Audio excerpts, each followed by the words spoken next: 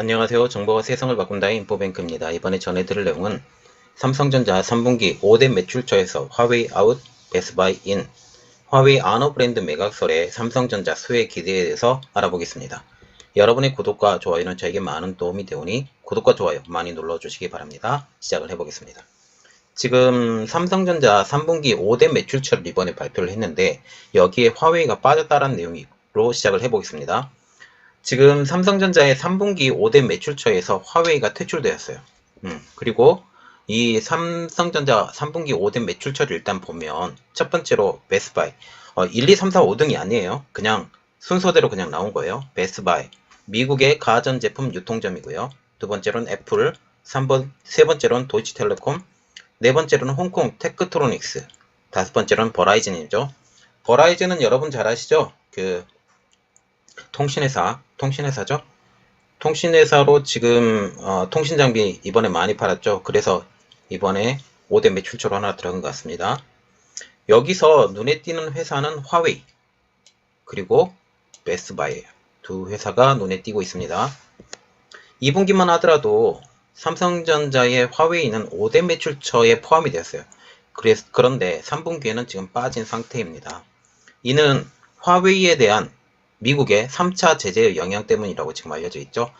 3차 제재에 대해서는 여러분에게 많이 이야기 드렸으니까 일단 간단하게 미국의 소프트웨어나 기계로 만든 제품, 특히 반도체는 수출을 하려면 미국 정부의 허락을 받아야 된다라는 것이 화웨이에 대한 3차 제재입니다. 이 영향으로 지금 D램하고 낸드 플래시가 수출이 안 돼요. 화웨이에. 그것 때문입니다.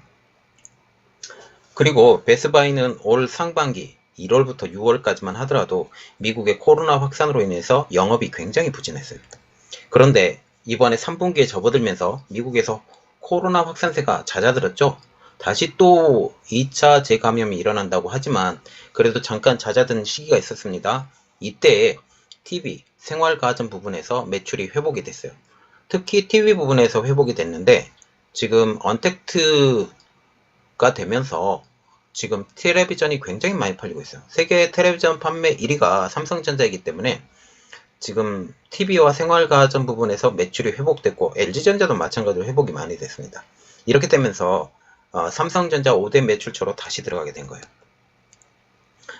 그리고 지금 5개 회사 5대 매출처가 지금 삼성전자의 매출에서 차지하는 비중이 3분기에만 13%로 지금 집계가 되고 있습니다. 그러면 왜 화웨이는 계속적으로 5대 매출처에서 제외가 될까라는 거죠. 결론만 말하면 4분기에도 그리고 내년 1분기에도 매출처에서 제외가 될 것이다. 이 예스라는 가능성이 높죠. 화웨이는 올 1분기에도 삼성전자 5대 매출처에서 제외가 된 상황입니다. 예, 왜냐하면 그때 당시에도 마찬가지로 미국의 제재가 있었어요. 계속적인 미국의 제재인데 2분기에 잠깐 반짝했던 이유는 딱 하나예요. 3차 제재에 들어가기 전에 어마어마한 양의 D램과 낸드 플래시를 거의 수집하다시피 샀던 거예요. 그것 때문에 그렇습니다. 자, 그리고 두 번째 내용. 화웨이 아너 브랜드 매각설이 지금 계속 나오고 있잖아요. 이 매각설이 삼성에게 수혜가 될 것이다 라는 지금 기사가 나왔습니다. 만약 화웨이 폰의 중저가 브랜드 아너가 매각이 된다면 매각을 거의 시킬 것 같습니다. 제가 볼 때는.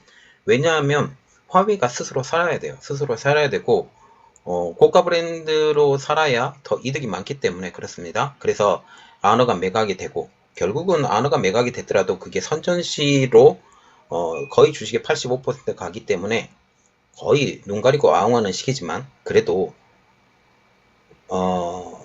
이 브랜드를 살릴 수가 있기 때문에 이렇습니다. 아너가 매각이 된다면 삼성전자가 최대 수혜를 볼 것으로 전망이 나오고 있어요. 지금 화웨이 아너 브랜드 매각은 미국의 제재로 인한 반도체 수급의 어려움 때문이라고 지금 나오고 있는데요. 이로 인하여 지금 화웨이가 가지고 있는 반도체 양은 지금 한정되어 있잖아요. 한정되고 있는 이 양을 프리미엄 스마트폰 제품에 집중하기 위한 것으로 보이고 있어요. 자, 그림으로 보여드릴게요. 자, 어떤 양이 있어요. 양이 있는데 이게 프리미엄 제품이에요. 프리미엄 제품으로 보통 나오고요. 아너 브랜드를 같이 공유해서 사용하고 있다고 생각을 해봐요. 그런데 아너 브랜드를 만약 판매를 했다. 예, 아웃을 시켰다라고 하면 이 프리미엄 제품에 온전히 투자를 할 수 있죠. 이 온전히 투자를 하게 되면 그만큼 프리미엄 제품을 판매할 수 있는 역량이 더 생기는 겁니다. 물론 여기에 구글 서비스가 들어가지 않는 것은 단점이죠. 그러나 중국 내에서는 판매가 가능하기 때문에 이게 충분히 가능한 거죠. 그러면 아너 브랜드가 어떤 브랜드냐에 대해서 잠깐 설명하고 넘어가겠습니다. 아너는 화웨이가 2013년에 설립한 중저가형 서브 브랜드예요. 그리고 주로 온라인으로 스마트폰을 판매해서 비용을 절감해왔죠. 그래서 저가로 판매하고 있어요. 아시아 시장에서 아너 스마트폰의 평균 가격은 156달러, 17만 3천원으로 알려져 있습니다. 지금 아너 브랜드는 화웨이 내에서도 독립적으로 운영을 했기 때문에 지금 분리해서 판매하기 굉장히 쉽거든요. 분리해서 판매를 하게 되면 그래서 화웨이 그늘에서 벗어나면 어떻게 될 것이냐라는 거죠. 화웨이는 아너 브랜드를 독립적으로 운행해왔죠. 그런데 이번에 화웨이의 그늘을 완전히 벗어나기면 어떻게 될까라는 거죠. 들려오는 정보에 의하면 아너의 인수를 추진하는 주체가 선전시 정부로 알려져 있습니다. 바지 기업을 하나를 세우고 선전시 정부가 거의 주식의 85%를 인수하는 조건으로 지금 들어온다라고 지금 얘기가 나오고 있어요. 그리고 화웨이 CCO가 아너의 대표로 자리를 이동할 것으로 지금 얘기가 나오고 있어요. 이 내용도 제가 확인한 내용이니까 이렇게 보시면 되고요. 그럼에도 불구하고 이번 매각으로 인해서 아너 브랜드는 미국의 제재로부터 자유로워질 수 있다라는 전망이 나오고 있습니다. 첫 번째로 보면 구글의 GMS의 사용. 저는 이렇게 보고 있어요. 구글의 GMS를 탑재를 시키는 스마트폰을 만들 수 있을 것이다. 두 번째로 전 세계 반도체 공급을 다 받아서 만들어질 수 있을 것이다. 지금 화웨이는 자체 공장이 없어요. 자체 공장이 없고 거의 대부분 OEM 방식으로 생산을 하고 있거든요. OEM 방식으로 생산을 하고 거기에 자기가 어떤 칩을 넣어라 어떤 칩을 넣어라 지금 그렇게 얘기를 하고 지금 생산을 하고 있는데 OEM과 ODM을 같이 사용을 하고 있죠. 이렇게 하면서 이게 가능하다라는 거죠. 이렇게 가능하면 물건 판매가 전 세계적으로 많이 판매가 되겠죠. 일단은 전 세계적으로 많이 판매가 될 거라고 저는 개인적으로 생각합니다. 그런데 단점이 하나가 있어요. 화웨이의 직접 지원은 안 됩니다. 간접 지원은 가능해요.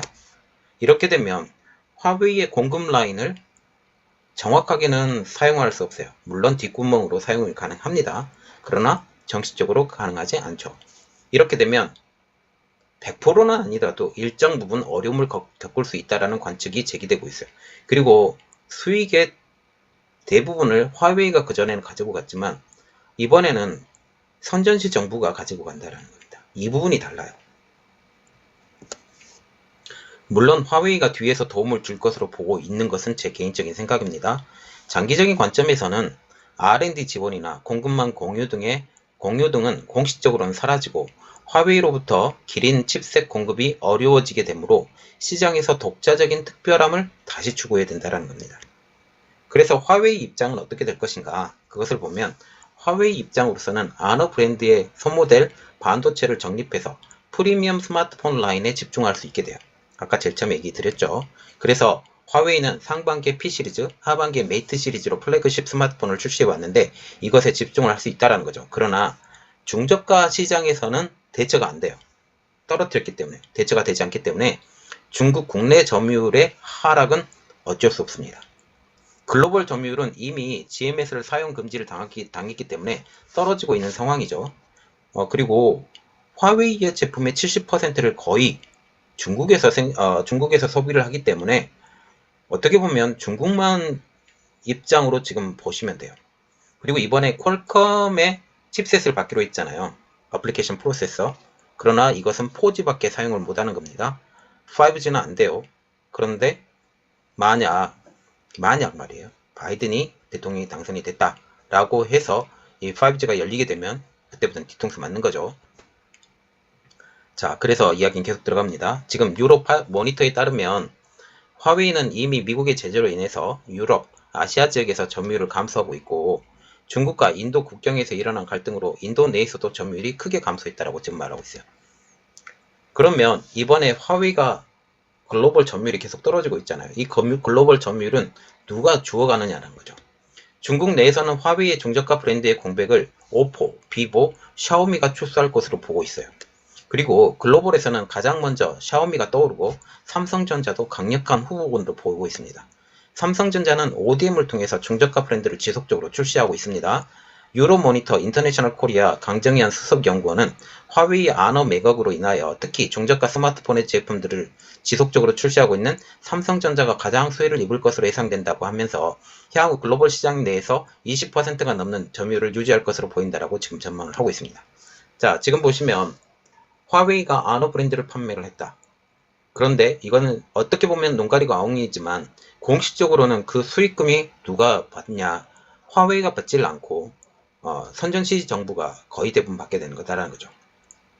또한 지금 제일 먼저도 언급했지만 지금 화웨이가 굉장히 어려워져 가고 있잖아요.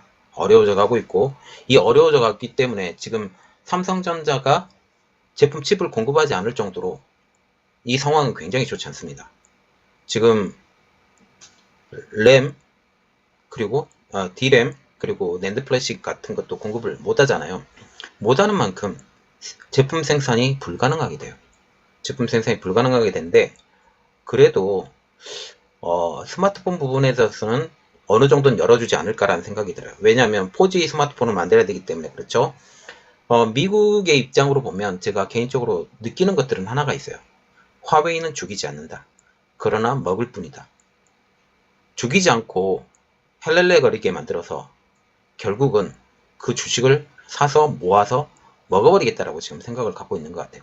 물론 화웨이 주식이 시장에 나오진 않습니다. 시장에 나오진 않지만 지속적으로 미국이 건들게 되면 화웨이 주식이 시장에 나올 수가 있어요. 그때를 채야 되겠죠? 그때를 한번 보면 될 것 같습니다. 자, 이번 내용은 여기까지였고요. 저희 내용이 여러분들에게 도움이 되셨다고 생각을 하시면 구독과 좋아요 그리고 알람 설정까지 좀 부탁드리겠습니다. 감사합니다.